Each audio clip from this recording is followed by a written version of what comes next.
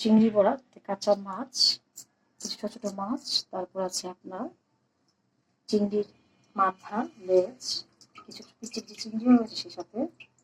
Just শুধু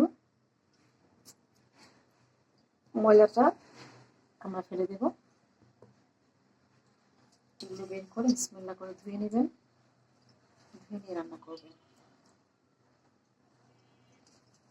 চিংড়িটা ভালো করে কয়েকবার ধৌত করে নেবেন পানি দিয়ে। তারপর চিংড়ি যখন পরিষ্কার হয়ে যাবে তখন আস্তে আস্তে আমরা এটা বেটে নেব। চাইলে ব্লেন্ডার করতে পারেন, বাসায় ব্লেন্ডার রয়েছে, তার হাতে করতেছি। হাতে করলে জিনিসটা একটু ভালো হয়, মাখা মাখা হয়। ব্লেন্ডারে করলে একটু বেশি মিহি হয়ে যায়। সিদ্ধ হলে সিদ্ধ করে যদি করতে পারেন, সিদ্ধ করতে যদি অনেক সিদ্ধ করতে চান বোকামি করবেন, কারণ সিদ্ধ হলে এটা শক্ত হয়ে যায়। আর কাঁচা অবস্থায় চিংড়িটাকে নিপাস করা সম্ভব।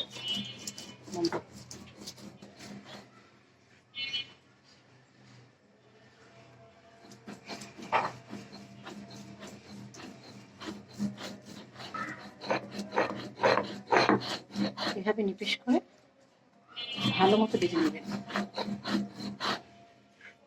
শেষ। তারপর আপনারা ডাল, মুগ ডাল, মসুর ডাল, যতটা আপনি ডাল মিক্স দিতে পারেন, সাথে এক কাপ চাল দিবেন, একটু মচমচা হবে, ভিজিয়ে নেবেন ঘন্টাখানেক।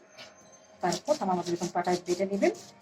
চারিদিকে ব্লেন্ডার আছে, অল্প পানি দিয়ে ব্লেন্ডার করে নেবেন। এভাবে পুরো ডালটাকে বেটে নিচ্ছি। একটু রসুন বাটা, একটু আদা বাটা দিয়ে, হলুদ, কেউ যদি গুঁড়া মরিচ খেতে চান অল্প দিতে পারেন, ধনিয়া দিলে দিতে পারেন অল্প হালকা। তবে আমি একটু রসুন বাটা, একটু আদা বাটা, কাঁচামরিচ কোয়া, পেঁয়াজ কোয়া এগুলো দিয়ে থাকি, হলুদ দিয়ে থাকি জাস্ট। কাঁচামরিচ দিলে হলুদ, মরিচ দেওয়ার প্রয়োজন পড়ে, তাহলে একটু কালারের জন্য হালকা একটু মরিচ দিতে পারেন, ভালো হবে। লাল মরিচ দিতে পারেন, টেস্ট ভালো হয়, তবে পরিমাণে অল্প দিবেন। আর কাঁচামরিচ দেখা গেছে আপনি কুচি করে কেটে নেবেন, পেঁয়াজ কুচি দিবেন বেশি করে, একদম পেঁয়াজ হয়ে যাবে বড়াটা। পেঁয়াজ দিলে বড়ার মানটা বেড়ে যায়। এভাবে আপনারা বড়াটা তৈরি করে নেবেন।